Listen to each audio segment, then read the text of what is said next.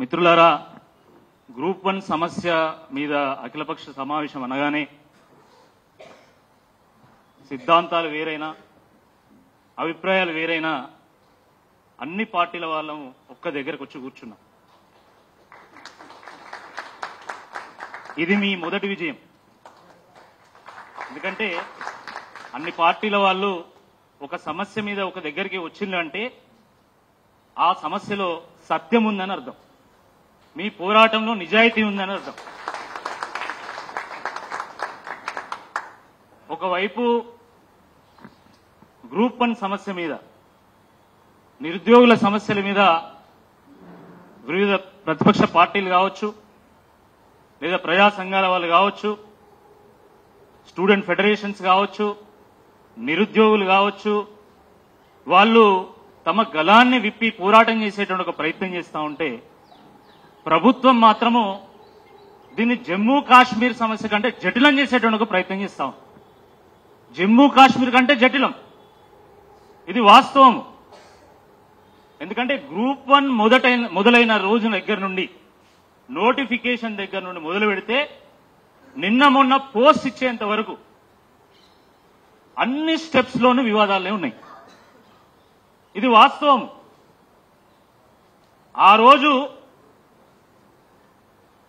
ఆ రోజు తమ్ము పెట్టలేదనేటువంటి ఒకే ఒక్క రీజన్ తోని అది గ్రూప్ 1 పరీక్షను రద్దు చేయించింది. సరే, మంచిదే.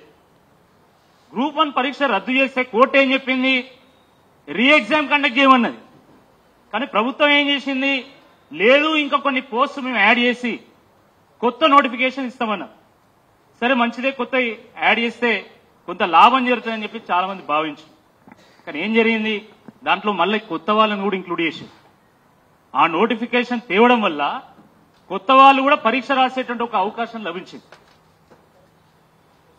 దాని మీద చాలా మంది ఇది సరైనటువంటి పద్ధతి కాదు, దీనివల్ల నష్టం జరుగుతుందని చెప్పి చెప్పడం జరిగింది. అయినా ప్రభుత్వం వినలేదు. సరే, దాని తర్వాత ప్రిలిమ్స్ కండక్ట్ చేసింది. అప్పుడు కూడా నిరుద్యోగులు చాలా ఒత్తిడి చేసింది. మీరు కొంత సమయం ఇవ్వండి ప్రిపేర్ కావడానికి అని చెప్పినా కూడా, రోడ్లెక్కి పోరాటం చేసినా కూడా వాళ్ళం గురగుర గుంజుకుంటా పోయి జీబులు ఎక్కించి, వ్యాన్లు ఎక్కించి స్టేషన్లలో పడేసింది తప్ప వాళ్ళ వాదనను వినేటువంటి ఒక ప్రయత్నం చేయలే. సరే అని ప్రిలిమ్స్ రాసిండు విద్యార్థులు. రాసిన తర్వాత ఏం చేసిండు? బీసీ, ఎస్సీ, ఎస్టీ విద్యార్థులకు న్యాయం చేయడం కోసము రాజ్యాంగానికి అనుగుణంగా తీసుకొచ్చినటువంటి జియో 55ని తుంగలో దొక్కి ఎస్సీ, ఎస్టీ, బీసీ విద్యార్థులకు అన్యాయం చేసేటువంటి జియో 29 తీసుకొచ్చారు. ఈ జియో వల్ల మా బతుకులు ఆగమైతాయి, మా జీవితాల్లో చీకట్లు నిండుతాయి. కాబట్టి దయచేసి ఈ జియోను రద్దు చేయమని చెప్పి ఇటు విద్యార్థులు, నిరుద్యోగులు, ఇటు ప్రతిపక్ష పార్టీలుగా మేము కూడా దానికి వ్యతిరేకంగా పోరాటం చేసినాం. ఎంతమంది రోడ్డెక్కి? వేల మంది రోడ్డెక్కి సామాజిక న్యాయానికి వ్యతిరేకంగా, రాజ్యాంగ ప్రాథమిక సూత్రాలకు వ్యతిరేకంగా ఈ ప్రభుత్వం వ్యవహారం చేస్తా ఉంది. దీన్ని రద్దు చేయాలి. ఎట్టి పరిస్థితుల్లో కేసీఆర్ గారు తీసుకొచ్చినటువంటి జియో 55 తీసుకురావాలని చెప్పి నెత్తి నోరు మొత్తుకున్నా కూడా ప్రభుత్వం వినలేదు. సరే, అయినా కూడా భరించింది. దాని తర్వాత ఏం చేసిండ్రు? ప్రిలిమ్స్ కి 1:50 కాదు 1:100 పిలవమంటే లేదు, 1:50 మేము పిలుస్తామని చెప్పి మొండికేసి మరి 1:15 పిలిచింది. అది అయిపోయింది. మెయిన్స్ రాసిన తర్వాత ఫలితాలు ఇచ్చిండు. అక్కడ మొదలైంది అసలు కథ. ఈ ఫలితాలు ఇవ్వగానే జనార్దన్ నాకు ఫోన్ చేశాడు, అన్న ఈ ఫలితాలంతా గందరగోళంగా ఉన్నాయి, మనం అందరం కూడా ఒక సమావేశం కావాలి అని చెప్పి ఇదే సోమాజి కూడా ప్రెస్ క్లబ్ పిలిచాడు. సరైన, ఎందుకంటే పాపం ఈ సమస్యల మీద నిత్యం అధ్యయనం చేస్తూ ఉంటాడు, ఈ అందరినీ ఊడగొట్టి పోరాటం కూడా చేస్తూ ఉంటాడు. కాబట్టి ఈయన మాట్లాడింది ఏదో ట్రూత్ అయి ఉంటది అని చెప్పి నేను ఒకసారి మొత్తం రిజల్ట్స్ అని చూసిన. ఎంత ఘోరం అది, ఎంత అన్యాయం అది. తెలుగు మీడియం వాళ్ళు 40% మంది రాస్తే కేవలం 8-9% మంది మాత్రమే క్వాలిఫై అవుతారా? అంటే తెలుగు మీడియం చదువుకున్నాడు అక్కర రాడా?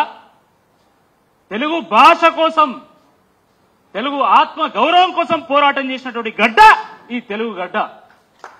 తెలంగాణ యాస కోసం, తెలంగాణ భాష కోసం ఢిల్లీ మెడలు వంచినటువంటి ప్రాంతం ఈ తెలంగాణ ప్రాంతం. ఇటువంటి ప్రాంతంలో ఈరోజు అసలు తెలుగు మీడియం వాడు అక్కర రాడు. తెలుగు మీడియం వాడు ఏ ఉద్యోగాన్ని చేయడానికి అర్హుడు కాదు అని చెప్పి బోర్డు పెట్టేటువంటి ఒక ప్రయత్నం ఈరోజు రేవంత్ రెడ్డి గారి ప్రభుత్వం చేస్తా ఉంది. ఇది వాస్తవం కాదా అని నేను అడుగుతా ఉన్నా. 40% మంది రాస్తే 40% మంది తెలుగు మీడియం విద్యార్థులు క్వాలిఫై కావాలి. ఈ మధ్యకాలంలో గ్రూప్ 2లో కూడా అదే పరిస్థితి. ఈ మధ్యకాలంలో నేను వరంగల్లో ఉంటే నా దగ్గరికి ఒక 6 వచ్చిండు. దసరా రోజు, కరెక్ట్ దసరా రోజే వచ్చింది నా దగ్గరికి. 6 ఒకటే ఫోన్లు ఆ ముందు రోజు నుండి, అన్న మీ ఒక్కసారి కలవాలి, మీతో ఒకసారి మాట్లాడాలి అంటే, ఎవరు మీరంటే గ్రూప్ 1 ఆస్పిరెంట్స్ అన్నారు. అరే దసరా కదా, మీకు దసరా ఉంది కదా, దసరా అయిపోయినాక వెళ్తామంటే లేదన్నా మాకేం పండుగ ఉన్నది, మా పండుగలన్నీ పోయినాయిగా, మీతోని కొంత సమయం మేము మాట్లాడాలి అంటే సరే అని నేను రమ్మని చెప్పిన మా ఇంటికి వచ్చాను. 6 వచ్చింది. 6లో 5 యూపీఎస్సీ మెయిన్స్ వరకు వెళ్ళింది. యూపీఎస్సీ మెయిన్స్ వరకు వెళ్ళిన వాళ్ళు 5, దాంట్లో ఒక అతను ఇంటర్వ్యూ కూడా పోయాడు. యూపీఎస్సీ మెయిన్స్ కి వెళ్లి ఇంటర్వ్యూకి వెళ్లి ఇక్కడ గ్రూప్ 1 రాస్తే కనీసం 380, 390 మార్కులు కూడా రాలే. నేను అడిగినా మీకు ఎందుకు రాలే అంటే, అన్నా మేము తెలుగు మీడియంలో రాసినామని చెప్పి. తెలుగు మీడియంలో రాసినటువంటి వాడు యూపీఎస్సీ మెయిన్స్ దాకా వెళ్ళగలుగుతాడు, యూపీఎస్సీ ఇంటర్వ్యూ దాకా వెళ్ళగలుగుతాడు, కానీ గ్రూప్ 1 అర్హుడు కాదా అని చెప్పి ఈ సందర్భంగా మేము ప్రభుత్వాన్ని ప్రశ్నిస్తా ఉన్నాం. ఇంత దిక్కుమాల ప్రభుత్వం ఏందని అడుగుతున్నాం. అంటే మీరు తెలుగు మీడియం వాళ్ళు ఎంత రాసినా కూడా దాంట్లో అక్షరం వెతికి పదం వెతికి స్ట్రిక్ట్ గా కరెక్షన్ చేస్తారు. ఇంగ్లీష్ మీడియంలో రాస్తే ఆ పేపర్ దిద్దడానికి ఇంగ్లీష్ అర్థం కాదు కాబట్టి వాడు పొడుగ్గా రాస్తే ఎక్కువ మార్కులు ఇస్తారు. గిదా అసలు ఇంత దరిద్రంగా నా వాల్యుయేషన్ చేసి. ఒక యూపీఎస్సీ చైర్మన్ ఉన్నప్పుడు ఒకలాగా ఇవాల్యుయేషన్ చేస్తారు. కొత్త యూపీఎస్సీ చైర్మన్ రాగానే మీరు ఇట్లా చేస్తే అసలు కనీసం క్వాలిఫై మార్కులు వస్తలేవు కాబట్టి మీరు కొంచెం లిబరల్ గా దిద్దండి అంటే మిగతా బ్యాచ్ అందరికి ఒకలాగా వస్తాయి. టీజీపీఎస్సీలో ఇంత అధ్వానంగా వేమన ఒక పద్యం రాసిండు. ఆత్మశుద్ధి లేని ఆచారమేలా, బాండశుద్ధి లేని పాకమేలా, చిత్తశుద్ధి లేని శివపూజలేలరా విశ్వధావిరామ వినురవేమ అని రాసిండు.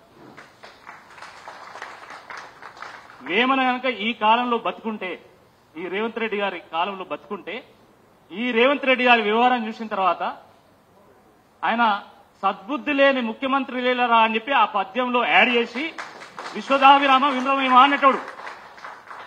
గంత అధ్వానమైనటువంటి ఒక పరిస్థితి ఈరోజు ఈ తెలంగాణ నెలకొన్నది. పోనీ సరే ఇంత అన్యాయం జరిగింది కాబట్టి మేము కోర్టుకు పోతామని చెప్పి పాపం అభ్యర్థులందరూ కూడా హైకోర్టుకు పోయింది. సహజంగా ప్రతి పౌరుడికి కోర్టు మీద నమ్మకం ఉంటుంది. ఇంతకుముందు గంగాధర్ గారు కానీ లేకపోతే ఆర్పీఐ అధ్యక్షులు వారు కూడా ఇద్దరు కూడా ఏం చెప్పారు, రాజ్యాంగం పట్ల నమ్మకం ఉండాలి, చట్టాల పట్ల నమ్మకం ఉండాలి, న్యాయస్థానాల పట్ల నమ్మకం ఉండాలంటారు. ఎందుకంటే ఎట్లనైనా చేసి అది మనల్ని కాపాడుతానేటువంటి ఒక విశ్వాసం. డాక్టర్ బిఆర్ అంబేద్కర్ గారు రచించినటువంటి రాజ్యాంగానికి ఆ శక్తి ఉంది. అనేక సందర్భాల్లో కూడా అది రుజువైంది. ఇది వాస్తవం. వీళ్ళు కూడా నమ్మిళ్ళు కోర్టుకు పోయింది.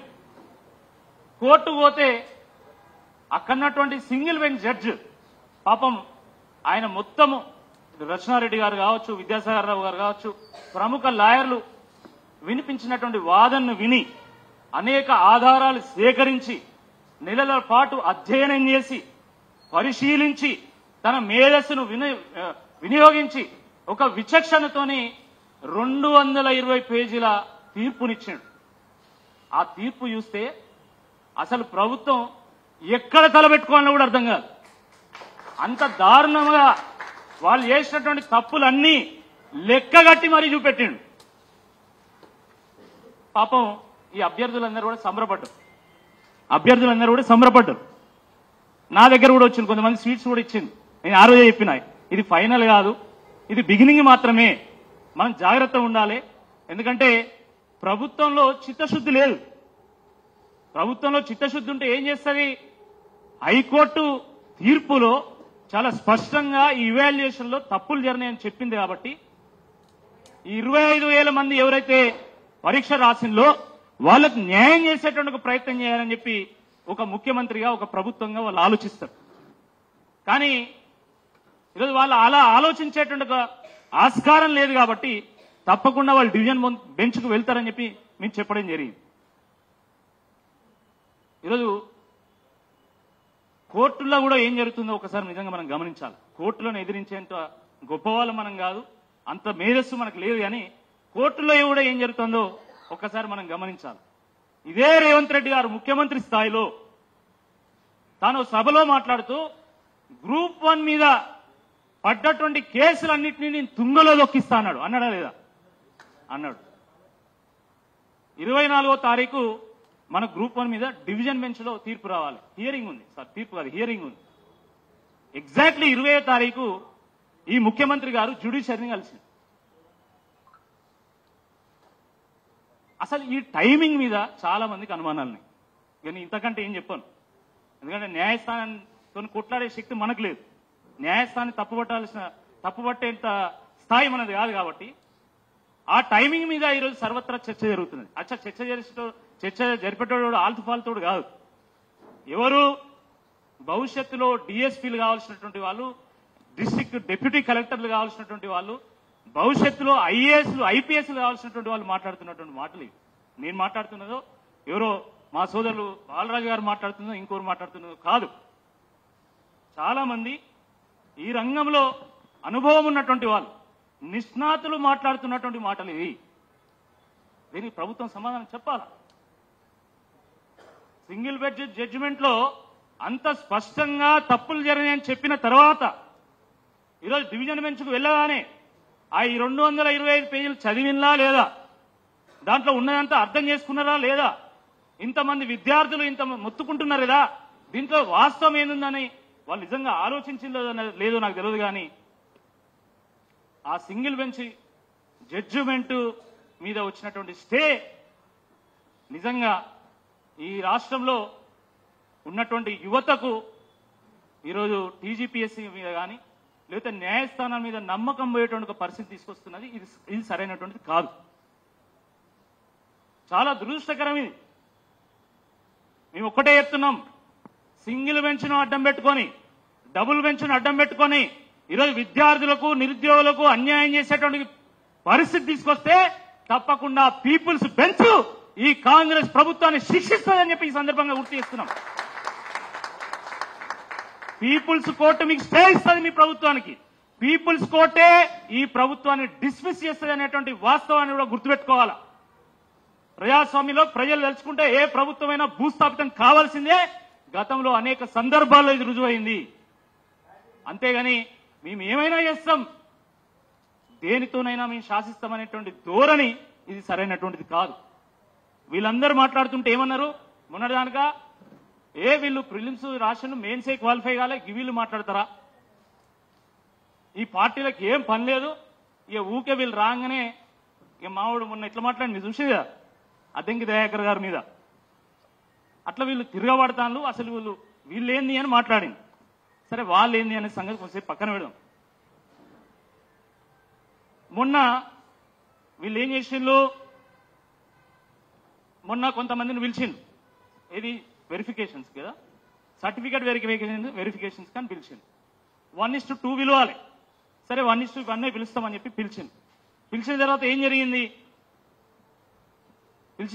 జరిగింది, అసలు వీళ్లకు ఎన్ని మార్కులు వచ్చినాయో తెలియదు. ఈ సర్టిఫికేట్ 1:1 అంటే 563 పోస్టులకు 563 పిలవాలి. అది దానికంటే ముందు వాస్తవానికి ఒక రిజల్ట్ అంటే ఏముండాలండి, ఏ వ్యక్తికి ఎన్ని మార్కులు వచ్చినాయి, ఎంత ర్యాంక్ వచ్చింది, ఏం పోస్ట్ వచ్చిందో చెప్పాలి. కానీ ఇక్కడ వీళ్ళు చేసింది ఏంది, పేరు చెప్పరు, మార్కులు చెప్పరు, హాల్ టికెట్ను పోస్ట్ చెప్తారు. నిజంగా మీరు పారదర్శకంగా ఉంటే, మీ ప్రభుత్వం కనుక పారదర్శకంగా ఉంటే, అరే పేరు చెప్పండి, వాళ్ళకి ఎన్ని మార్కులు వచ్చినాయో చెప్పండి, వాళ్ళ ర్యాంక్ ఏందో చెప్పండి, వాళ్ళ పోస్ట్ ఏందో చెప్పండి. ఎందుకు చెప్తలేరు మీరు? దాంట్లో ఉన్న మతలబ్ ఏంది? అక్కడనే ఉన్నది కిట్కంతా. మీకు దమ్ము ధైర్యం ఉంటే ప్రిలిమ్స్ హాల్ టికెట్ ఏంది, మెయిన్స్ హాల్ టికెట్ ఏంది, వాళ్ళ పేరేంది, వాళ్ళకి ఎన్ని మార్కులు వచ్చినాయి, ఏ ర్యాంక్ వచ్చింది, ఏ పోస్ట్ వచ్చిందో చెప్పండి. మీరు ఎందుకు చెప్తలేరు? మేము ఆ రోజే చెప్పినాం.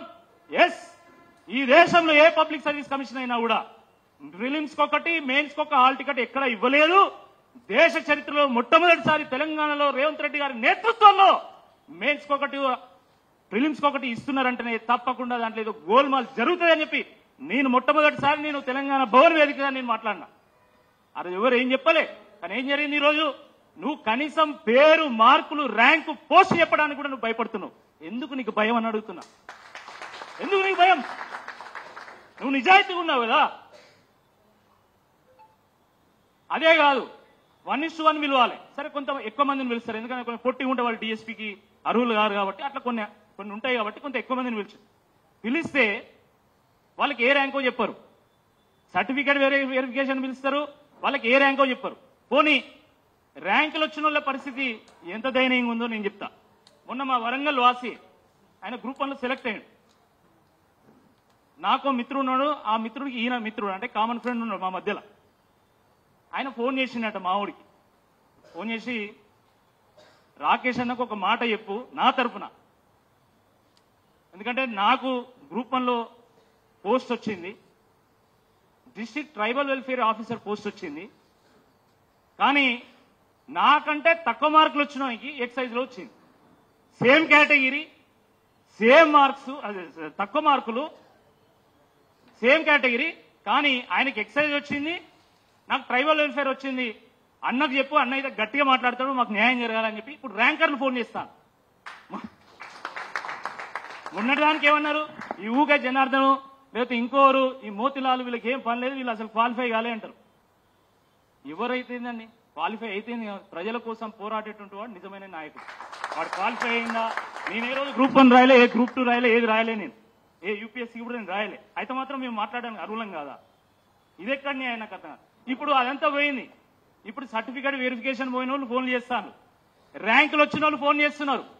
ఇంకో ఆయన కూడా ఫోన్ చేసిండు మొన్న. నాకు దగ్గర మిత్రుడు సెంట్రల్ సర్వీసెస్ లో ఉన్నాడు, లేబర్ డిపార్ట్మెంట్ లో ఉన్నాడు. ఆయన ఫోన్ చేసిండు. ఫోన్ చేసేమనంటే, రాకేష్ భాయ్ నాకు కూడా గ్రూప్ 1లో వచ్చింది, మరి నన్ను జాయిన్ కమ్మంటావా కాదంటావా? ఎందుకంటే మీ లొల్లి ఒకటే లొల్లి, మీరు అంతా బాగా లొల్లి పెడతాను, ఈ పార్టీలో అందరూ కలిసి మమ్మల్ని ఏమన్నా చేస్తారా? మరి ఏంది మీ సంగతి? మరి ఎట్లుంటుంది?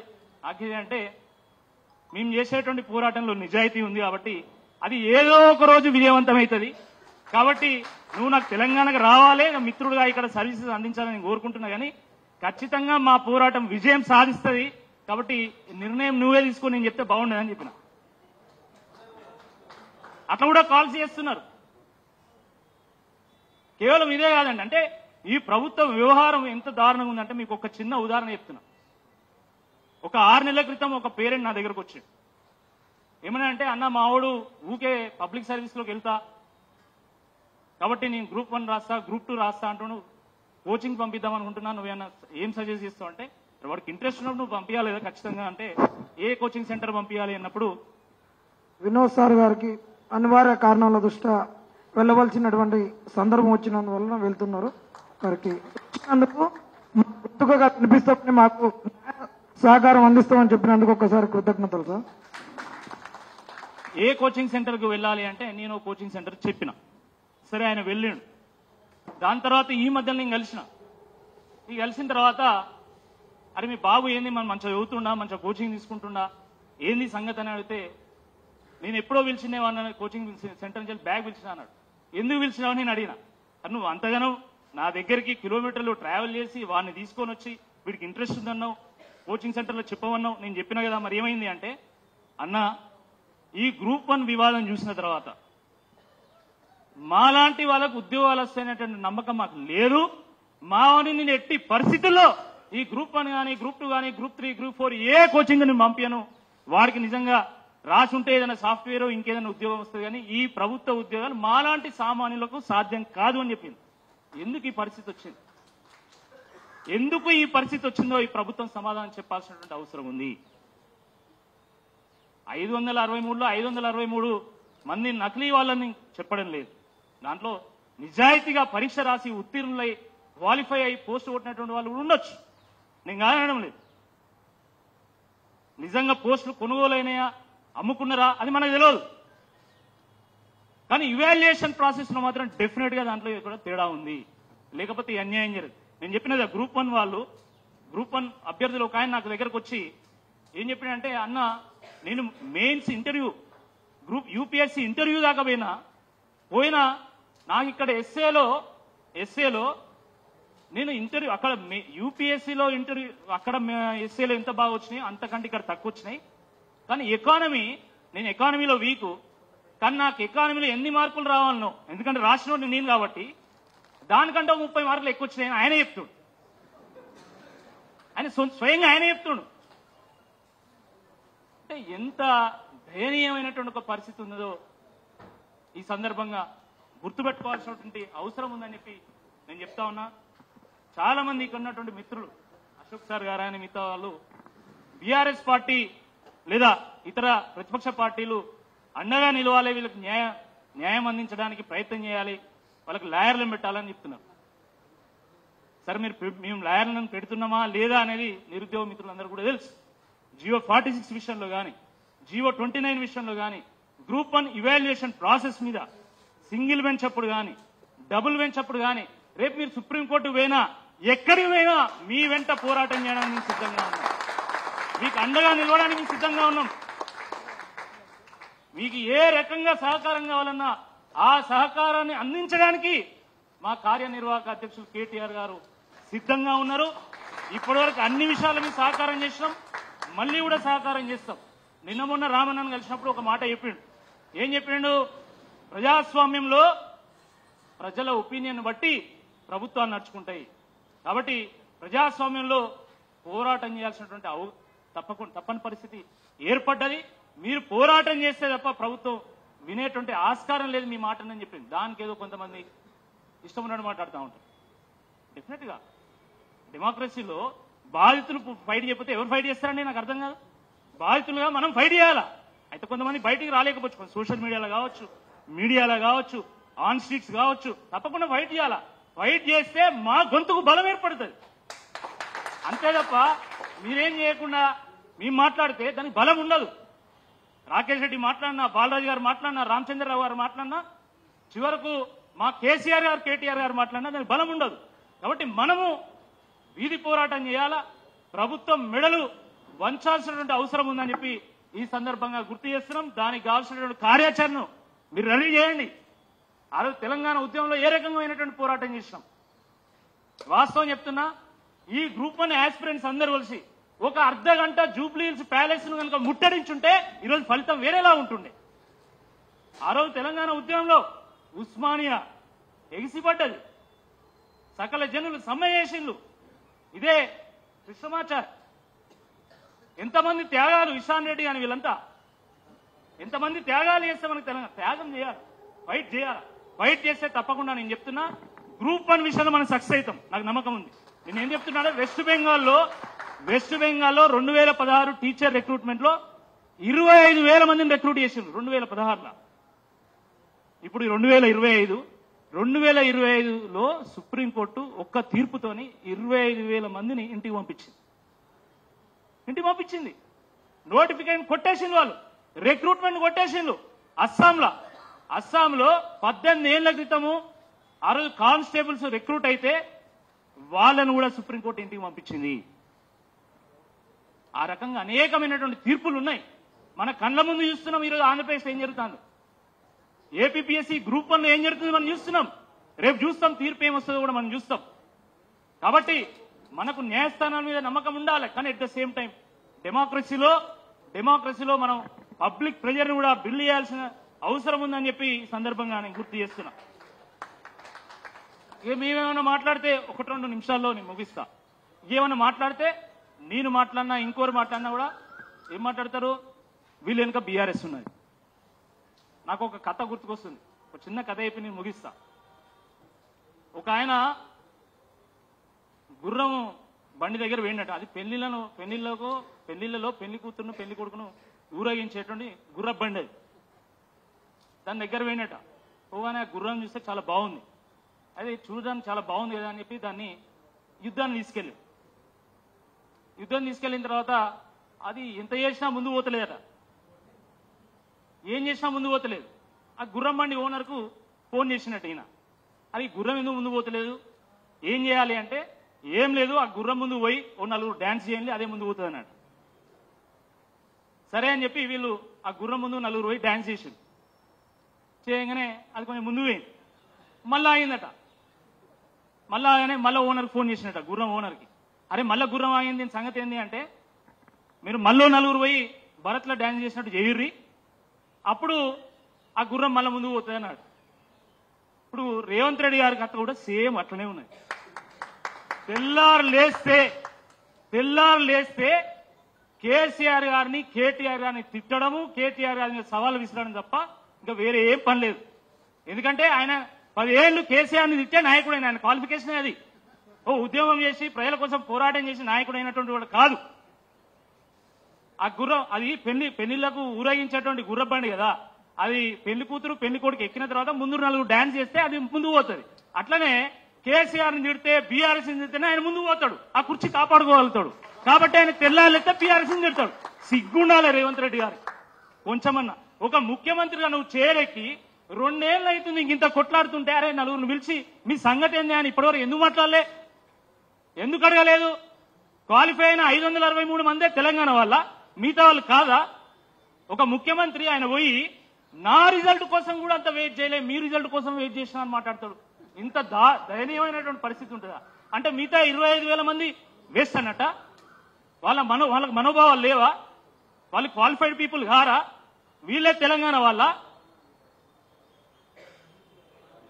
కానీ నువ్వనొచ్చు అంటే బాగుండదు. కాబట్టి ఇది చాలా దురదృష్టకరం. చాలా మంది ఓట్ చోరీ అని అంటున్నారు. ఓట్ చోరీ కాదు, తెలంగాణలో పోస్టుల చోరీ జరుగుతున్నది, ఉద్యోగాల చోరీ జరుగుతుంది. వాస్తవము. ఆయన రాజ్యాంగం పట్టుకొని రాజ్యం వెళ్తాను ఒకటే తిరుగుడు రాహుల్ గాంధీ. ఆయన ఓట్ చోరీ అంటాడు, ఈయనేమో మంచిగా ఉద్యోగాల చోరీ చేసుకుని ఈయన పోతాడు. మరి దీని సంగతి ఏందో రాహుల్ గాంధీ చెప్పాలి కదా. ఆ రోజు నిజామాబాద్ ఎన్నికల్లో రేవంత్ రెడ్డి గారు ఏం చెప్పిండు, నేను 50,000 ఉద్యోగాలు ఇయ్యనట్టయితే నాకు ఓటేయకండి అన్నాడు. ప్రజలు కూడా చెంప చెలువు అనిపించిండు, బీజేపీని గెలిపించినాడు. చెంప చెలువు అనిపించింది, అవునా కాదా? ఇప్పుడు కూడా దమ్ముంటే రేవంత్ రెడ్డి గారు ఇదే జూబ్లీహిల్స్ ఎలక్షన్ లో నేను 2 లక్షల ఉద్యోగాలు ఇచ్చినా చెప్పి ఒక స్టేట్మెంట్, నీ గ్రూప్ 1 ట్రాన్స్పరెంట్ గా నేను నిర్వహించిన అని చెప్పి దమ్ముంటే ఒక స్టేట్మెంట్ ఏం చేయాలో అది చేస్తారు. చాలా మంది మాట్లాడుతున్నారు నిరుద్యోగుల పోరాటం ఫైట్ చేస్తాం, చెప్పకుండా ఫైట్ చేయండి. మీరు ఫైట్ చేయాలి. కాంగ్రెస్ పార్టీ గల్లబట్టి గుంజాల నిలదీయాలి. మీ అయ్యే జాగీరా ఇదేమన్నా? నీ ఇష్టం ఉన్నట్టు పోస్టులను ఏది పడితే చేస్తా, అంగట్ల సరుకులాగా ఎట్లా పడితే అట్లా చేస్తా అంటే తప్పకుండా దీని మీద మనం పోరాటం చేద్దాం. ఎవ్వరు కూడా అధైర్యపడాల్సినటువంటి అవసరం లేదు. సరైనటువంటి లాయర్లను పెడదాం, కొట్లాడదాం, న్యాయం మన వైపు ఉంటదనేటువంటి ఒక పూర్తి విశ్వాసం నాకున్నది. కానీ నేను దయచేసి మీ అందరిని కూడా ఒకటే విజ్ఞప్తి చేస్తున్నా, దయచేసి స్ట్రీట్స్ వరకు రండి. వాళ్ళు ఎవరో 10 మంది ఎంతగానో కొట్లాడతారండి పాపం, వాళ్ళ శక్తి సరిపోతుందా? ఒక కాల్ ఇస్తే కనీసం ఒక 200 మందో 300 మందో 500 మందో మనం రోడ్డు ఎక్కినట్టయితే తప్పకుండా మనకు న్యాయం జరుగుతుంది. ఆ బాధ్యత మేము తీసుకుంటాం. మేము తీసుకోవడానికి మేము సిద్ధంగా ఉన్నాం. జియో 46లో మేము తీసుకున్నాం, జియో 29లో తీసుకున్నాం, గ్రూప్ 1లో కూడా మేము తీసుకుంటాం. అన్నిట్లో సక్సెస్ అవ్వచ్చు కాకపోవచ్చు, మా వంతు కర్తవ్యాన్ని మేము తప్పకుండా నెరవేరుస్తామని చెప్పి ఈ సందర్భంగా మీ అందరికి కూడా హామీ ఇస్తూ, మరి ఇలాంటి సమావేశాలు మరిన్ని జరగాల, కింది స్థాయికి వెళ్ళాలి, జిల్లాల్లో కూడా దీని మీద సెన్సిటైజ్ చేయాలి. నాకు చాలా మంది పేరెంట్స్ కూడా ఫోన్లు చేస్తున్నారు, చాలా మంది డిసప్పాయింట్ అవుతున్నారు. అయిపోయింది మా వాడి జీవితం అయిపోయింది, 14 ఏళ్ళు మేము కష్టపడితే మాకు కనీసం రాలేదు. 14 ఏళ్ల క్రితం ప్రిపేర్ అయినటువంటి వాళ్ళు కూడా మనం రాసింది. వాస్తవం ఇది చాలా దురదృష్టకరం. కాబట్టి వాళ్ళందరికీ హోప్ ఇవ్వాల్సినటువంటి బాధ్యత ప్రతిపక్షాలుగా మా మీద ఉన్నది, కొట్లాడుతున్నటువంటి సోదరులందరి మీద ఉంది. కాబట్టి అందరం కలిసి కొట్లాడదాం. మనందరం కూడా ఈ వేదిక మీద ఉన్నటువంటి ప్రతి ఒక్కరిని అభినందించాలి. ఎందుకంటే నాకు తెలుసు, ఒక టీవీ ఇంటర్వ్యూకు కానీ డిబేట్ పోవాలంటే ఇక్కడ ఉన్నటువంటి సోదరులందరూ